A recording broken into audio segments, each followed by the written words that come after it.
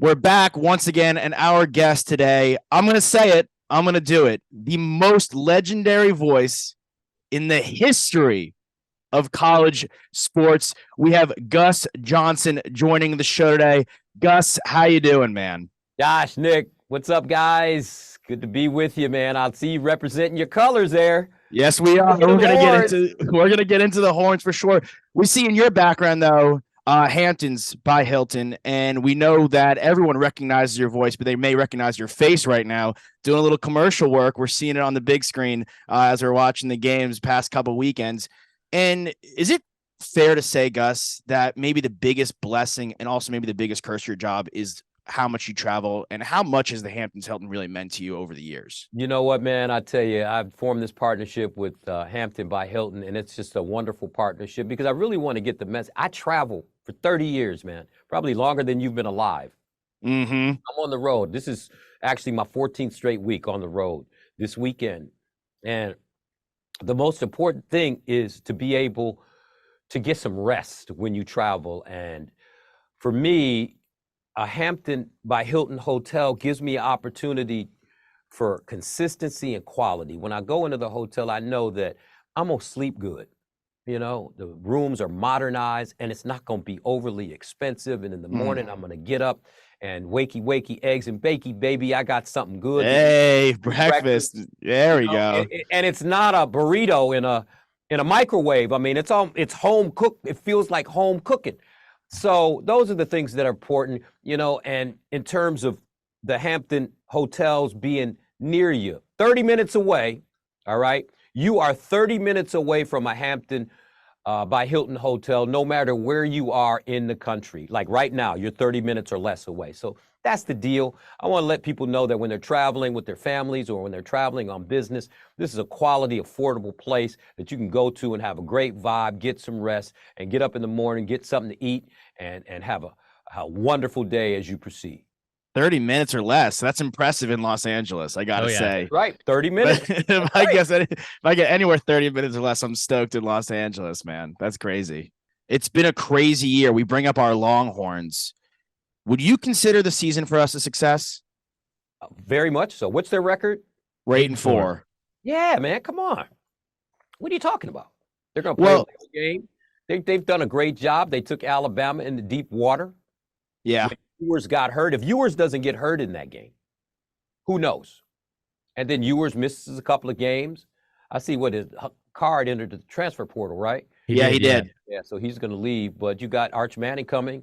So I think Sark has done a great job in only his second year. I know you Texas fans sometimes have unrealistic expectations. Hey, you called the Knicks too, so you're familiar with unrealistic expectations, my friend. Oh, you must be. Oh boy. Yeah. So, but that's a whole nother story. But I think Sark has done a wonderful job, and I think there's a lot of positivity heading into the future. He's got players coming in there, 5-star guys. He's creating a culture, creating a philosophy. And I know Texas wants to compete for national championships, but as they say, Rome was not built in a day, and it's going to take some time. And I think Texas is on the right track. I'm right there with you, man. It took time for Kirby Smart to get his first natty, and it's going to take some time for Sark to get his sea legs. But into that change that we have going on, Texas potentially or actually moving to the SEC. I'm not sure when that's going to happen, but OU as well. What do you make of all that? How do you make of the landscape of the shuffling of UCLA and USC going over to the Big Ten? What do you make of all this? Well, conference realignment is part of the deal now. You're watching the evolution of the sport. And I think that with NIL and the transfer portal and conference realignment, this is exciting. You know, I'm so happy for NIL. I'm happy that these players can make some money.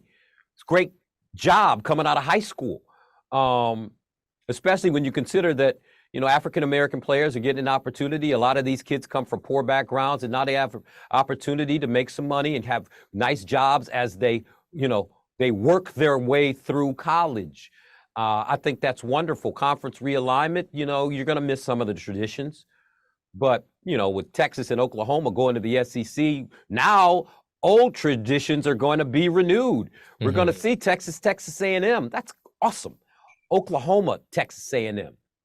That's going to be awesome. Those games Yeah. are going to be wonderful. UCLA, now you're going to start some new traditions. UCLA, USC going to the Big Ten. How about Michigan taking on USC in Southern California in October? Oh, you know Crazy. they're happy about It's that. I mean, crazy. how about UCLA going to Penn State in November when Yeah. there's a snowstorm? I talked to Chip Kelly about that the other day. I was like, yeah, you soft California dudes, you're coming into Big Ten. You know what I'm saying? You better wear your long johns, guys. So y'all that's gonna be learn today, great. 100%. Yeah, I mean, you're going to see these West Coast teams play in some cold weather. That's going to be great. You're going to see Midwestern teams go out and play in sunny Southern California in November and October. So I just think it's wonderful. It's exciting. It's new. And it's a breath of fresh air. We have, and plus with the college football playoff, hopefully expanding to 12 teams, there's more excitement there. So I just think we're in a golden age for the sport right now, and I just love it. Yeah. And off that, you mentioned NIL. We see a lot of guys getting pretty big bags to do their NIL, which I love. I mean, love these guys getting the best their opportunities possible. How much do you think that's affecting guys staying in college rather than going straight to the league after their junior season? Well, if you're one of those top players, you got to go to the league when you can. So Bijan's gone. Yeah, he probably should be gone. Yeah. He probably should have went last year. But, you know, I heard he's rolling around in a Lamborghini or something like that on campus, but he's making money. But then there's the NFL. And, you know, he's a running back, so he's got young legs. So you're not going to get that money back if you don't go, especially if he's going to be a first-round draft pick. And I think we're getting ready to see a shift in the NFL. I would bet $1 on this. You know, lately running backs have been taken in the second round. I think we're going to start seeing running backs taken earlier now, back in the first round, because, you know, I think we live in a pass-happy age, and it's just too much, you know, throwing the ball 50 times a game. It's just not good for your franchise because you don't establish a certain kind of physicality, so you're going to want good backs. So I don't know about Bijan Robinson. He's a wonderful player, though. I really like watching him play. He's got a lot of shake. But I love the NIL for the kids. I love, you know, it's going to take some time for them to adjust, to understand how to handle that money and understand, you know, I'm sure they're going to have people picking at them from their family. Yeah.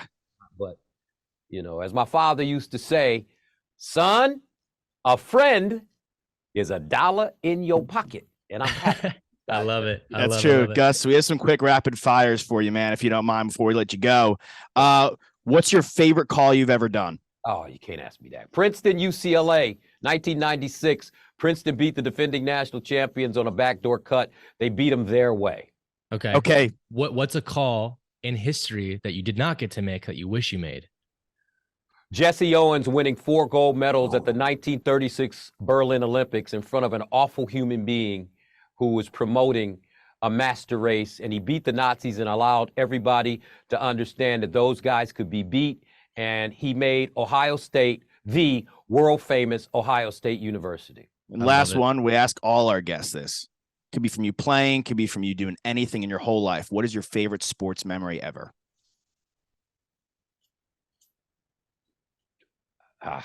All of them, you know, all of them. I just don't have one favorite. Well, actually, my favorite sports memory ever is when my son, in his Pee-wee game, hit the game-winning free throws to win the game, and he was only 9 years old. Oh, we love That's that. amazing. And speaking of free throws, if you don't mind giving us, it has to be in your most famous voice. This is the charity stripe. Hit your free throws because they're free. If you don't mind giving us a little tagline. All right, this is the charity stripe. Hit your free throws because they're free. Gus Johnson, you're a legend. Thank you so much. Man. Can't wait to listen to you the rest of the season, man. Take care. Hook 'em. Hook 'em, baby. All right, Gus, we are clear there. Thank you. Damn, they're like so fucking